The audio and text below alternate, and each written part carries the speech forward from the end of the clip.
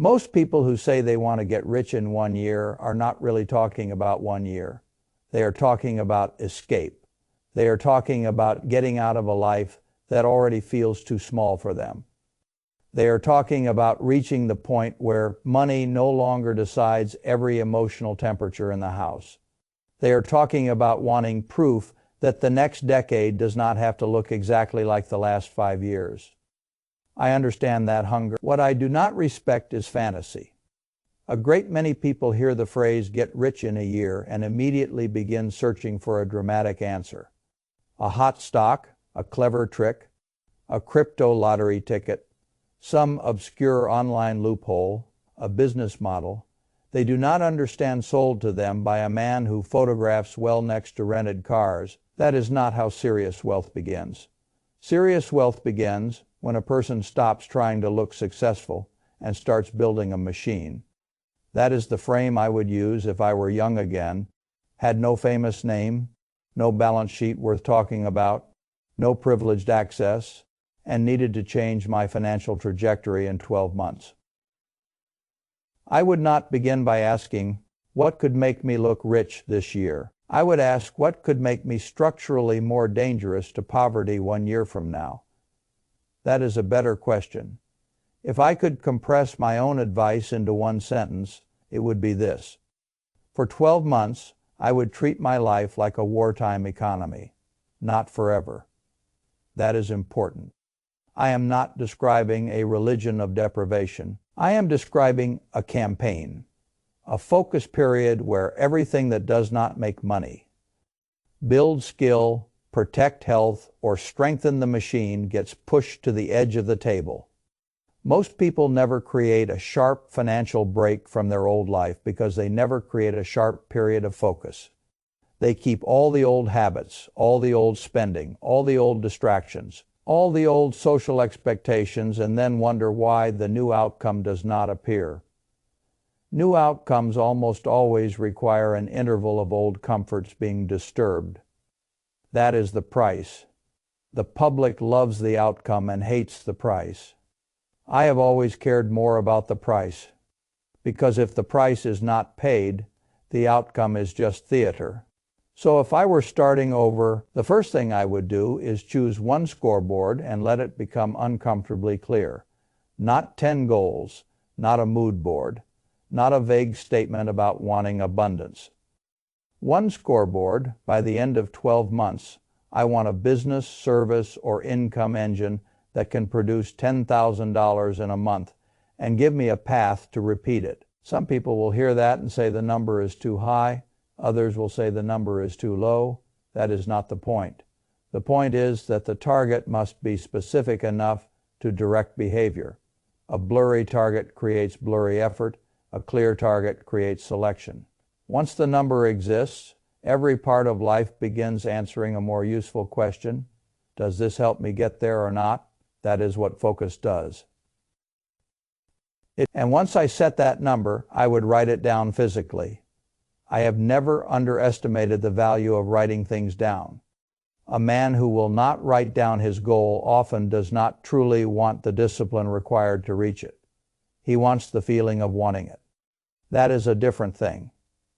Then I would build a study stack. People hate this part because it sounds less exciting than hustling. But ignorance is very expensive, and usually more expensive than effort. If I needed to compress progress, I would spend the year studying principles that shorten mistakes, how offers work, how sales work, how systems work, how habits work, how attention is won, how trust is created, how businesses stop being jobs and start becoming machines. I would keep a notebook, and I do mean a real notebook. Because writing by hand forces a person to convert noise into decisions. A book does not make you rich. But a year spent without learning the fundamentals almost guarantees you will waste time building clumsy versions of things others already solved. People like to pretend that talent exempts them from study. I have never seen that work for very long. The market, the customer, and reality eventually embarrass people who try to skip fundamentals. Once the mind is pointed in the right direction, the next question is skill, not passion. This matters a great deal. The world tells young people to follow passion, as if passion were a business model. It often is not. Passion is wonderful once the machine exists. Before the machine exists, what matters most, if I needed my first fast financial pivot, I would choose a money skill, sales copy, lead generation, media editing, ad buying, appointment setting, automation operations, something a real buyer will pay for this month. Not someday. This is another place where people lose time. They choose identity instead of economics. They ask, what sounds most like me? I would ask, what gets paid quickly enough to finance the rest of my future? That is the smarter question. And once I picked the skill, I would not dabble. I would practice it every day, not scroll content about it, not admire people who do it repeatedly. The first year is not the year to become precious. It is the year to become useful. Usefulness is one of the fastest roads to money. A person who can solve a concrete problem for a paying customer is already far ahead of the dreamers who are still polishing their personal brand before they have ever earned a stranger's trust. This brings me to something else I would do, and I would do it aggressively. I would move in silence. Not because secrecy is mysterious, because fragile efforts are easily damaged by outside noise. Most people cannot help you build a life they have never built. They can only react to it from the limits of what they already believe. So if you tell them too early what you are doing, they do not really evaluate your plan. They measure your plan against the version of you they are comfortable with. That is a hidden tax. I would rather pay less tax if the people around you do not have the life, money, or freedom you are trying to build. Then their early opinions are often not guidance. They are gravitational pull. You do not need that in year one. You need repetition. You need proof. You need enough fragile momentum that the thing becomes real before the social world gets a vote.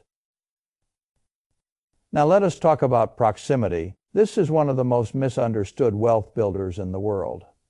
People think money flows mainly to intelligence. It does not. Money often flows to exposure. What do you see every day? Whose standards do you absorb? What level of deal, making, competence, pricing, and professionalism feels normal to you? A person who spends all his time around stagnation starts thinking stagnation is natural. A person who gets close to competence begins seeing patterns the stagnant never notice.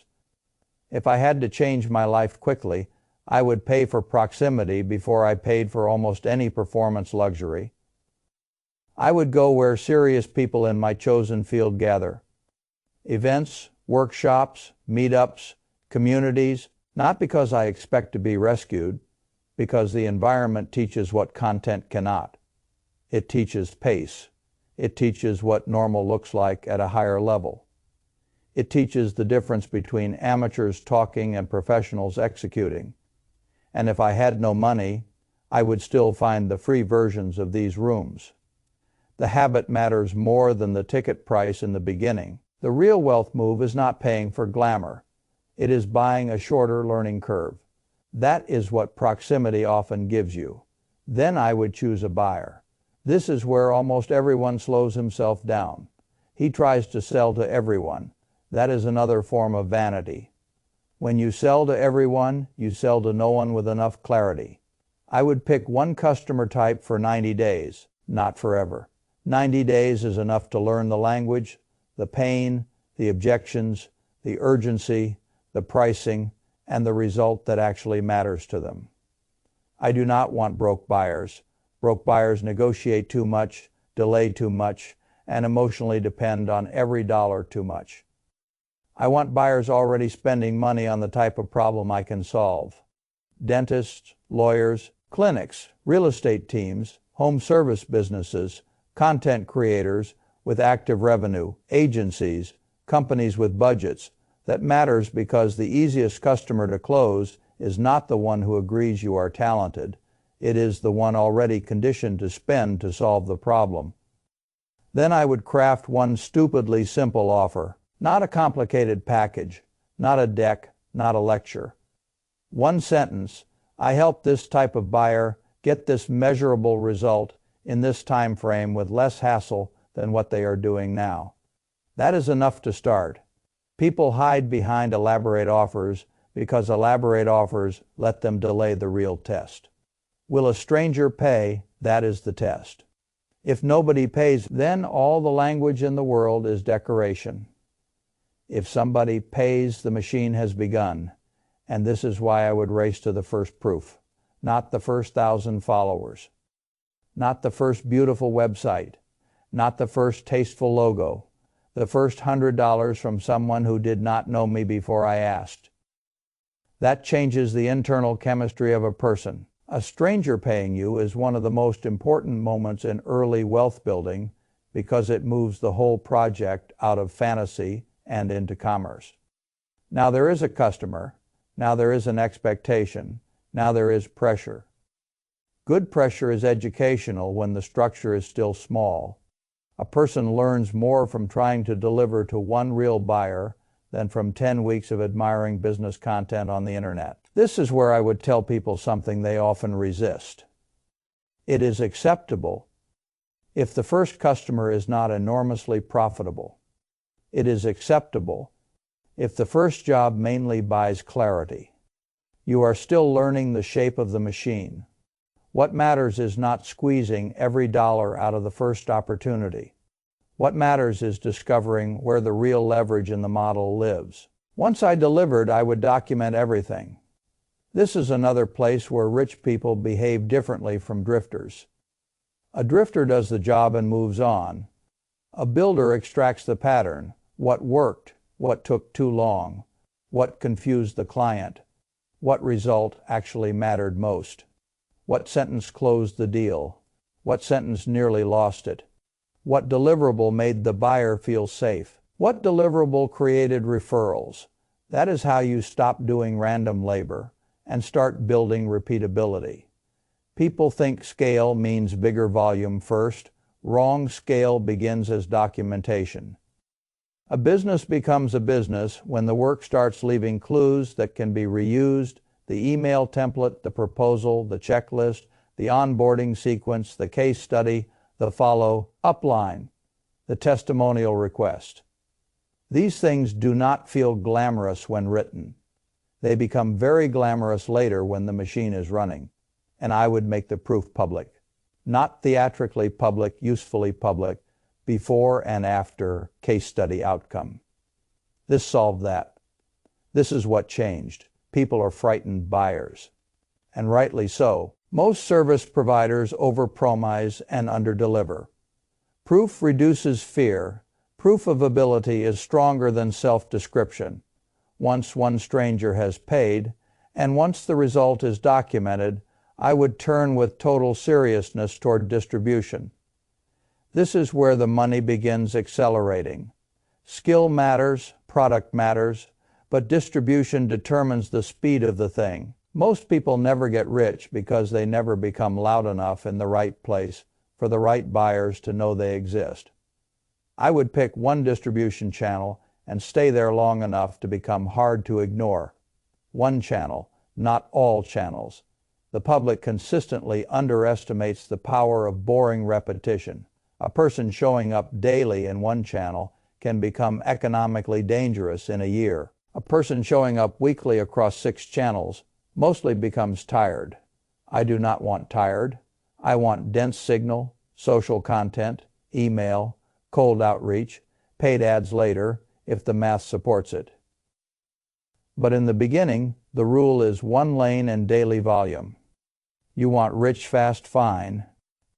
Then accept the mathematics of attention. Nobody buys from what they never encounter. That is the job. Now, once the clients begin appearing, there is a very important transition. A lot of people fail here because they still think like freelancers, even when they have the chance to think like builders. If you have more work than one human being can perform at a high level and still keep selling, then you are at the threshold where a business can begin. This is where the first hire matters, and most people get it wrong. They want a partner, a coup, a genius, someone glamorous. No, the first hire is usually relief from repetitive work, relief from tasks that do not require your best thinking, relief from delivery work that prevents you from selling. The first hire buys back selling time.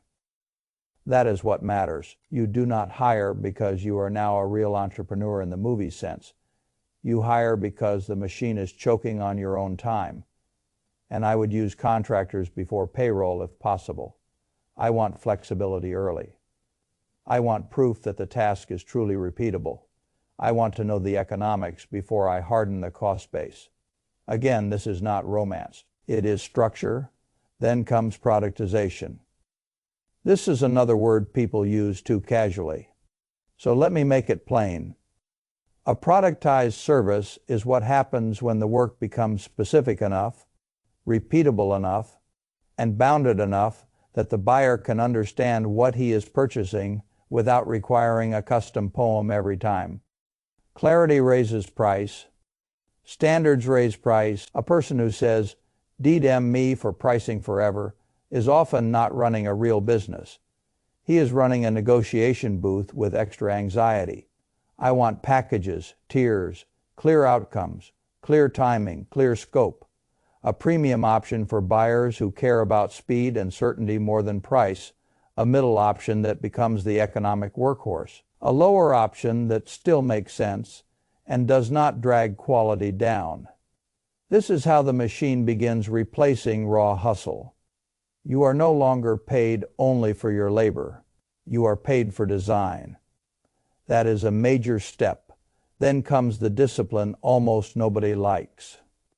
Do not pull the money out too early. This part separates builders from performers. A young operator has his first strong month and immediately wants to celebrate as though the whole thing is already safe. That is exactly how machines stay small. Cash inside a young business is not lifestyle money. It is oxygen. It buys tools, speed, software, automation, more capacity, better quality, correction, training, legal cleanup, brand assets that actually matter. The public loves consumption because consumption is visible. I love reinvestment because reinvestment compounds. The smartest dollar in a young machine is almost never the dollar spent proving success to outsiders. It is the dollar sent back into the system, so the system can do more without begging for permission from your energy every morning.